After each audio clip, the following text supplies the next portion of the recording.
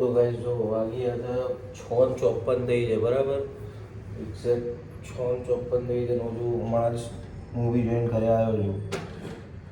હવે આમ તો બધા ઊંઘી ગયા ઘરે, એટલે બધાનો ઉઠવાનો ટાઈમ થશે, મારો ઊંઘવાનો ટાઈમ થશે. અમે કીધું હવે ચા બનાવીને ચા પીને સૂઈ જાઉં. એટલે મેં કીધું ચલો ને વ્લોગ લઈ લઈએ, બીજા દિવસનો સ્ટાર્ટ જ કરી દઈએ આપણે લોકો. એટલે 6:55 થઈ જાય. પપ્પા ગયા દુકાને, અત્યારે ઉઠીને મસ્ત રેડી બેડી થઈને દુકાને જતા રહ્યા. અત્યારે તો ભાઈ સવારનો ટાઈમ થઈ ગયો, એટલે સવારમાં દુકાન ખુલી જાય અમારી એટલા વાગે. તો પપ્પા દુકાને જ, બહાર ખબર નહીં ઘરે જ હતી નહીં. પવિત્ર સૂઈ ગઈ છે, મમ્મી સૂઈ ગઈ છે. એટલે મેં કીધું મમ્મીને ખાલી ખોટી હેરાન કરી સવારમાં ઉઠાડીને. કદાચ અત્યારે ચા બનાવી લઈએ, ચા પીને પછી સૂઈ જઈશું આપણે. ચલો પછી મળીએ આગળ શું થાય અને શું નહીં થતું પછી જોઈએ આપણે. ચલો હેલો ગાઈઝ, ગુડ મોર્નિંગ, જય શ્રી કૃષ્ણ ને જય કેશવ. આજે હું આવી ગઈ છું તમારા જ માટે એક નવો બ્લોગ લઈને. અને વાગી ગયા છે આજે તો 11 કે કામમાં ખબર નથી પડતી કેટલા વાગી જાય છે. અને બ્લોગ લેવાનું થોડું લેટ થઈ ગયું છે. તો ચલો ગાઈઝ, હવે આપણે થોડું ઘણું કામ બાકી છે પતાવી દઈએ અને પછી તમને લોકોને મળીએ છીએ. શું કરું રુદ્રાક્ષભાઈ? લેગ્સ મારે પૈકી એવું લાગે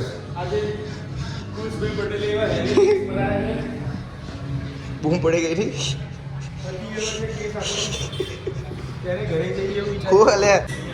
કેવું લાગે બધા માર્યા પછી લેગ્સ? ગુરખા કઈ ટિપ્પણી?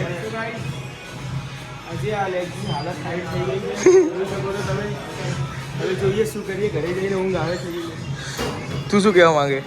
ચાલુ નહીં તો કાર્ડિયો નહીં કરું? કાર્ડિયો કરી લે ને હેડ ને. હા તાર નહીં કરું ગુરખા? તું તો યાર ક્રિકેટર હે, તાર તો કરવું પડે.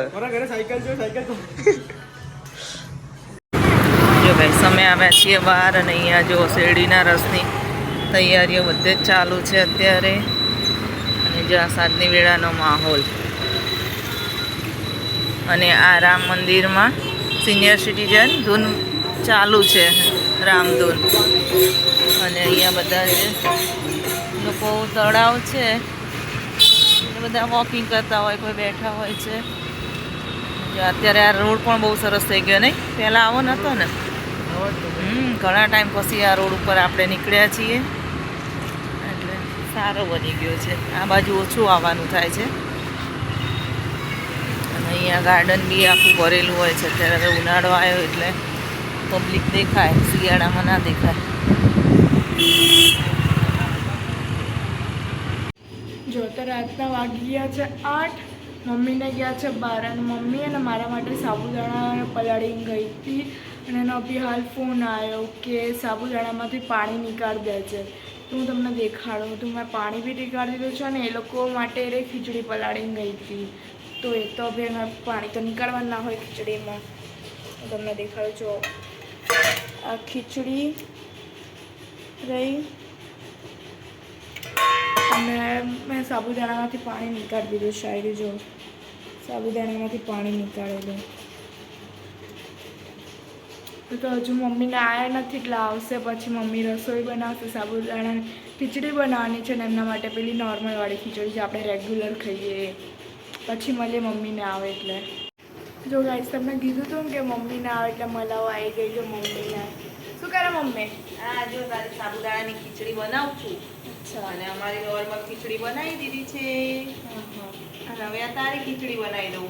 અહીંયા જો હવે ખીચડી વઘાર દીધી. નોર્મલ ખીચડી બની રહી છે. 2-3 ભાખરી કરી દઈએ. આટલી તારી ફરાળી ખીચડી. ક્યાં જઈને આવ્યા? અમે જ્યાં હતા સુબીબાન ઘરે. અચ્છા, સુબીબાન ઘરે જઈને સુબીબાન ઘરે ગયા મતલબ જવાનું હતું. શાંતિદાદાને ઘરે જવાનું હતું પણ પછી ફોન આવ્યો બહારનો, પાછા આવ્યા. સુબીબાન ઘરે જઈને માસીન ઘરે જવાના હતા. ના માસીન ઘરે તો નતો મેળાનો એમ. અચ્છા એવું હતું. તો ઠીક છે. જો કેટલી ઉધરસ થઈ ગઈ છે. શરદી ઉધરસ બહુ થઈ ગઈ છે. તો શું કરીએ? હવે તો એ સારું છે પહેલાં કરતાં. અત્યારે તો હવે સારું. આ ચૈતર મહિનામાં તો રે.